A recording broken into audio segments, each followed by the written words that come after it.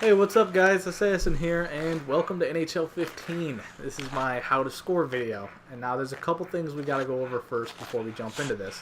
One, this is not a tell-all be-all, every time you touch the puck you're gonna score. It's simply telling you guys the concepts of this game. There are very, very minute things about this game that most people going into, especially somebody who doesn't know a lot about hockey, would ever know. And I'm basically here to tell you guys what they are and how to use them to your advantage in NHL 15. Now, there's really only one main point that I'm going to be making throughout this whole video. If you guys noticed, I've been skating a line around the circle, and the one thing that hasn't mattered is the goalie.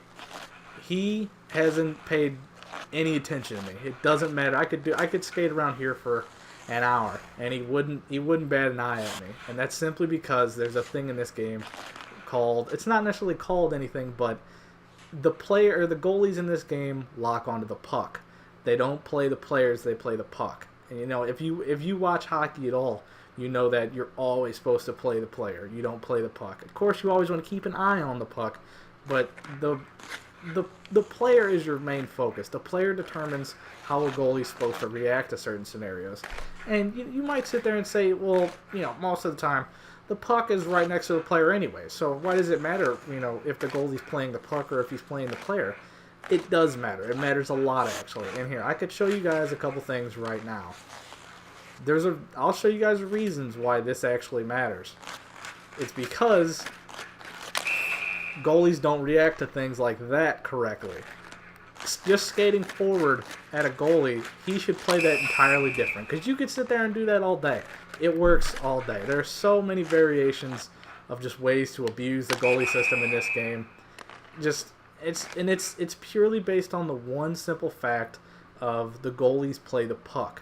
They don't play the player. See, watch. I'll give you guys a direct representation. I'm standing still. Backus is sitting there not moving, not doing nothing. But me moving the puck determines where the goalie goes. And so, one little move, and all of a sudden, well, let me see if I get it right. Oh, didn't get it right. But one little move can basically make or break the goalie. And, you know, if you watch hockey, you know that under certain players' hands, that really all it does take is, you know, Kane is skating up on whoever he's skating up on, makes one simple move, beats the goalie, bam, end of story. But it's one thing to happen from a good player, and it's one thing to happen from any player that knows how to abuse a system. Now, the main thing I want to teach you guys is basically how to approach offense.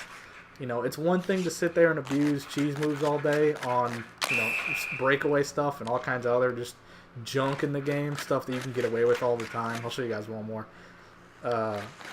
But I want to show you guys how to basically effectively use offense in this game. And that's basically utilizing hotspots, I guess you could call them. And those are certain areas that have high scoring potential.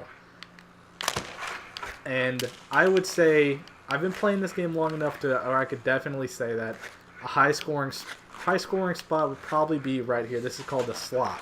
These little hash marks right here. This is the face-off dot, and these are the hash marks. A little bit past the hash marks, once the goalie bites, short side. You could beat a lot of goalies, especially in a heated game where the goalie's not playing well or you're putting a lot of pressure on them. You hit those hash marks, and you know it's dunzos. You know, you usually beat them that way. I've seen it happen so many times, and that is an effective strategy. And besides actually utilizing where the shot's coming from, you also have to utilize your movement. You know, it's one thing to just bring the puck up every time and shoot it, because you could probably I've seen plenty of games where you just get those, where you just skate up, take a wild ripper, and bam, you got a goal. It happens. But in order to mount an effective offense that's consistent, you got to understand how to move and how to beat the goalie. And one of the things, probably the main thing that beats him in this game is horizontal movement.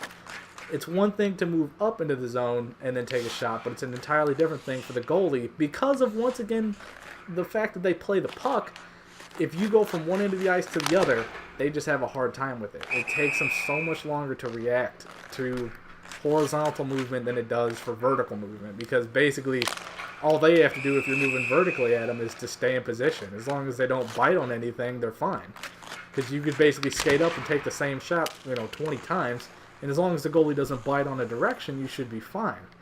But things like horizontal movement, things like zigzagging and changing directions, that gets the goalies to bite. That gets them to move around and get out of position, and it makes a lot more effective offense. So, the other things, and I can't really test this because it's just me, are, you ask anybody who plays NHL, cross creases, and I can tell you guys right now, cross creases are probably your best way to go as far as an effective offense, but you got to have competent teammates. You got to have guys that understand where to be. And, I can tell you that right now, and I will. Basically, in most cross crease scenarios, the perfect zone is right about there, and then you go across, and the goalie bites. And usually, if you have a man streaking, he should show up right around here for an easy dump. That should work most of the time. Not every time. Again, this game it's not necessarily random. It's just there's a lot of little variables that go into it. A lot of little variables that determine whether or not you're going to score. So okay, covered cross creases, covered shooting.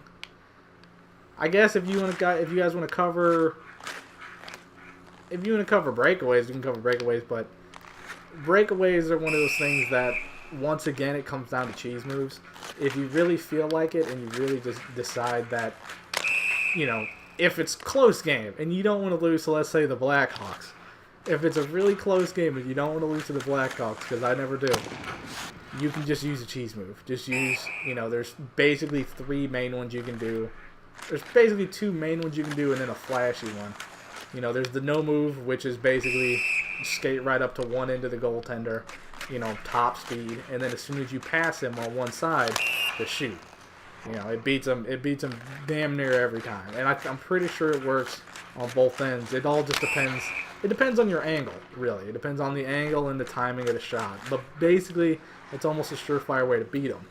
And the other way is the behind the back cheese move, because once again, the goalie played a puck, and the way you shoot the puck in this game, the goalies don't react right. You skate up really slow, puck behind you, bam. Works every time. It's just the way that the game works.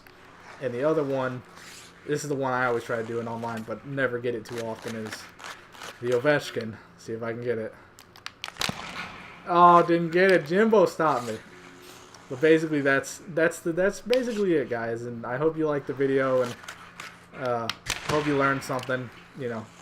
First ever video on my new setup, so you're gonna have to bear with me. But thanks for watching.